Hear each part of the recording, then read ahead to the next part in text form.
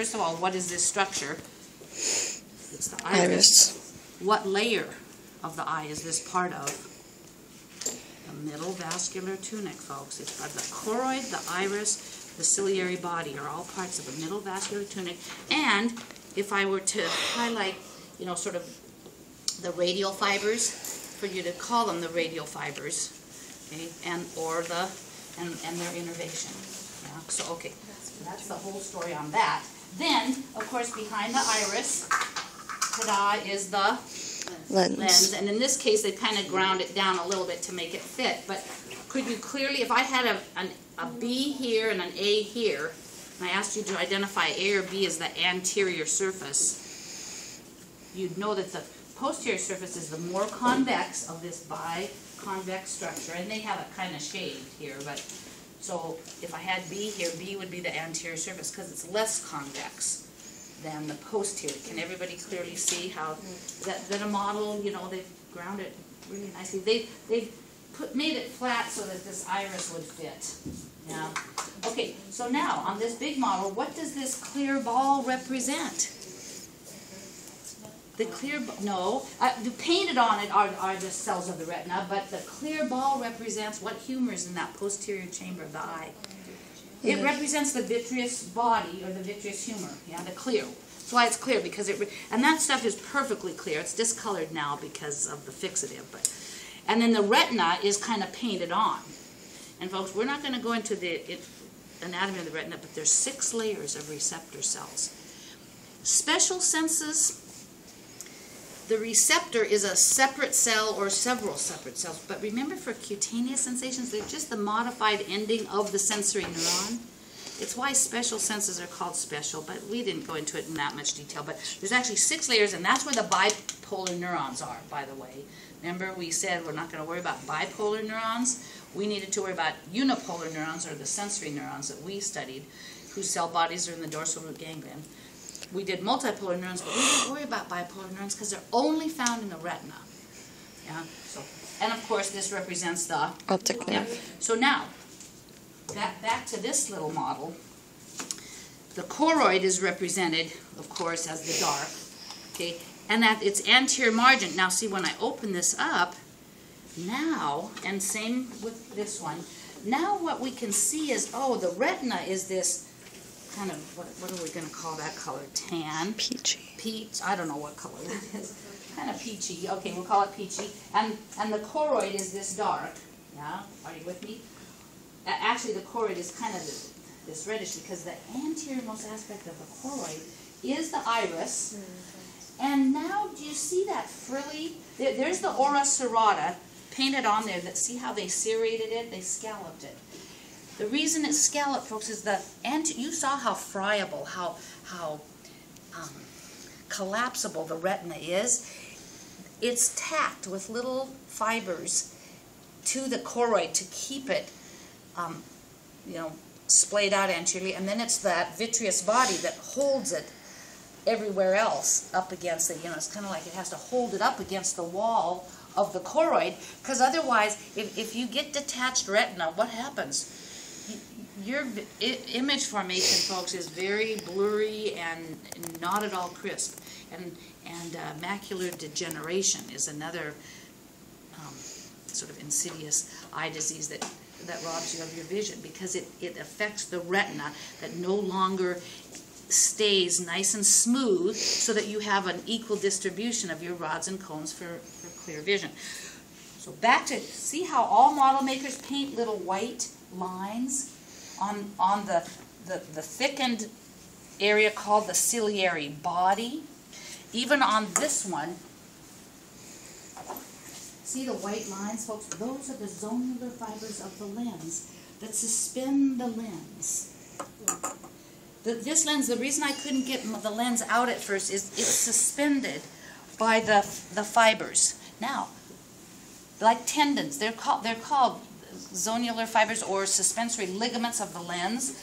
The idea is the ciliary muscle is the second of the intrinsic muscles of the eye. The ciliary muscle is charged with, when it contracts, folks, it's attached to the choroid, so when the ciliary muscle that, remember, is 360 degrees around, when it contracts, it pulls the whole choroid layer forward, which reduces the pull on the zonular fibers and allows the lens to plump up. When do you need to plump up your lens, folks? We'll go over this in lecture today. When you're doing near vision, when you're doing your studying and you've got something closer than 20 feet away, and especially if it's like 8 to 10 to 12 inches away, to bend the light so that as much of it falls on your fovea centralis as possible, you need this lens to be even more plump than it is. That increases the refraction of the light.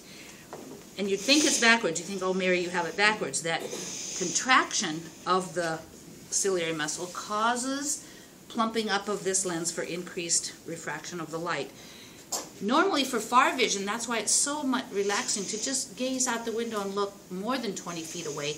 Now the ciliary muscle is relaxed, which tightens the zonular fibers and causes the lens to be as narrow, as thin as it can be, because you don't have to bend the light. Incident light waves are coming from so far away that they're going to fall on the fovea centralis anyway. So the idea is it seems backwards, folks, but understand that the whole point of the ciliary muscle, being part of this middle tunic, is to pull the choroid forward or back.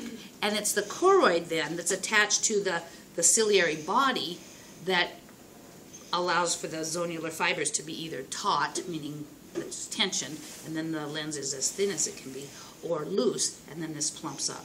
Yeah? So the idea is, and then these ciliary processes alternate with the ligament. If here's the ciliary muscle, and it's just kind of a little like a comma-shaped thing, and the ciliary processes kind of interdigitate with these ligaments of the lens, and it's the ciliary processes that you're seeing as these little wavy things right here. See how there's like ridges? The ciliary processes alternate with these ligaments of the lens, and it's those ciliary processes that make the aqueous humor. Yeah? So all on this model we have ciliary body consisting of the ciliary muscle and the ciliary processes.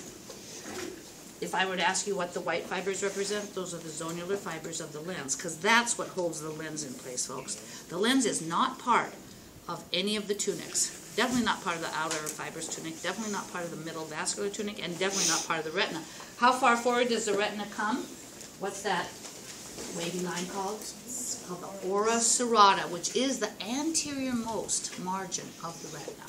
Okay, now, I want you to see the following, too, that on this littler model, of course, they have the lens, and they don't have it quite as true. It's hard to tell anterior from posterior. Which one is that? The posterior is the more plump, meaning the more convex. I mean, it's really best to know convex. You know your convex from concave, folks.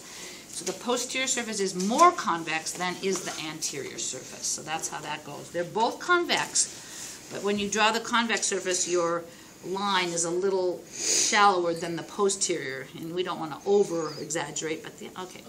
So, and then, of course, there's the vitreous body. That's what represents the vitreous body. But now, what do you suppose that yellow spot is right there? The yellow is the optic nerve. And they haven't been true to the color, but what's that purple spot right there?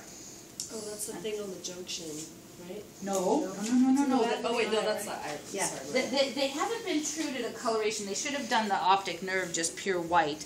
And see that spot right there, folks?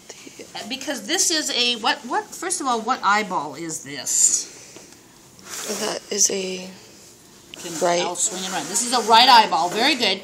So the optic nerve, when it comes off, it sort of heads towards the left. Everybody agreed? But where is the macula lutea, folks?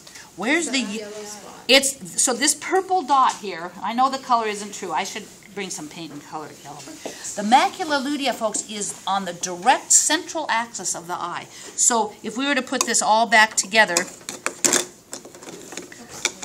okay, and go straight in, that purple dot would lie on the exact center of the posterior aspect of the retina and the choroid and all the layers. And folks, it's right in the middle of that yellow spot. It's called the macula lutea, which translates yellow spot. Anything lutea or luteum or is yellow, and a macula is a spot. You know, like. Never mind, I won't. So the macula lutea has, as a landmark, in its exact center, the fovea centralis. And it's the fovea centralis that has only cones as photoreceptors. And then any region, sort of in concentric circles away from that fovea, starts getting populated with more and more and more rods. Yeah. So then there are places in the retina that have equal numbers of rods and cones so that you see equally well in the dark as you do, or in low light as you do in bright light. But we all see best in bright light. Why? Because the concentration of cones is the greatest right in the central axis of vision. What was the part that only had cones? Only has cones is the fovea centralis in the middle of the macula lutea. Yeah. So, okay. So, folks, at this point, I would love for you to know that you can dissect an eye